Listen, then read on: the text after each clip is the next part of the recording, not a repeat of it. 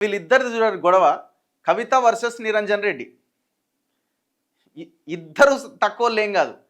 ఎవరి వెనకాల గొత్తులు వాళ్ళకున్నాయి. ఇన్నిన్నున్నాయి. ఎవరి వెనకాల అవినీతి చరిత్రనే ఉన్నది. ఇద్దరు తిట్టుకుంటున్నారు. నీకు ఫామ్ హౌస్ ఉందంటే నీకు ఫామ్ హౌస్ ఉందని తిట్టుకుంటున్నారు. ఆయనకేమో 3 ఫామ్ హౌజులు ఉన్నాయి. మనమే కదా ఎలక్షన్లకు ముందు చేసింది. ఇప్పుడు 3 ఫామ్ హౌజులు చాలా నీట్గా మేము జెన్యున్గా కొనుక్కున్నామని అంటాడు ఆయన. ఎంత జెన్యున్గా కొనుక్కున్నారో కనబడుతున్నది. ఆ 160 ఎకరాల దాని దగ్గర ఓ 2 ఎకరాలు ఓపెన్గా కబ్జా చేసినని కనబడ్డది మనకు అది. దాని తర్వాత ఇంకొకటి ఏంది, ఎట్లా బెదిరించి ఏ రకంగా అక్కడ ఉన్న వాళ్ళని బెదిరించి ఏ రకంగా వాటిని రిజిస్ట్రేషన్ చేసుకున్నారు, ప్రభుత్వం నుంచి వచ్చేటువంటి గిరిజనులకు వచ్చే సబ్సిడీని ఎట్లా తీసుకున్నారు, అక్కడ ఉన్న కృష్ణానది మట్టిని వేల టిప్పర్లతో తెచ్చి ఎట్లా పోసుకోండి, ఇవన్నీ మనం గతంలో మాట్లాడినాం. ఇదన్నీ కవిత ఇప్పుడు మాట్లాడుతున్నది. అప్పుడు ఆమె క్విక్ మనలే, తండ్రి దగ్గర ఉన్నప్పుడు ఒక్క మాట మాట్లాడలే. ఎప్పుడు ఇది మనం చేసింది 2023 ఎలక్షన్లకు ముందు చేసినాం.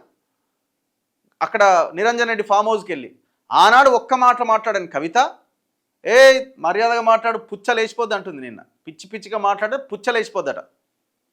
నిరంజన్ రెడ్డి ఆయన ఏమన్నాడు, జైలుకి వెళ్ళిన లిక్కర్ రాని సారా రాని అని ఆయన మాట్లాడుతున్నాడు. ఇప్పుడు ఆమె మాట్లాడిన దాంట్లో తప్పు లేదు, ఆయన మాట్లాడిన దాంట్లో తప్పు లేదు.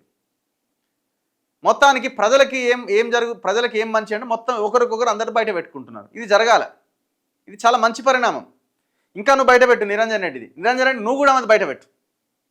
లిక్కర్లో ఎక్కడెక్కడ ఎవరెవరితో మాట్లాడింది, మాట్లాడింది, ఎట్లా డీల్ సెట్ చేసింది, ఒబరాయ్ హోటల్కి ఎందుకు పోయింది, అన్నీ ఆమె చేసిన పనులే కదా ఇవన్నీ. ఆమె నేను ఏం చేయలేదని.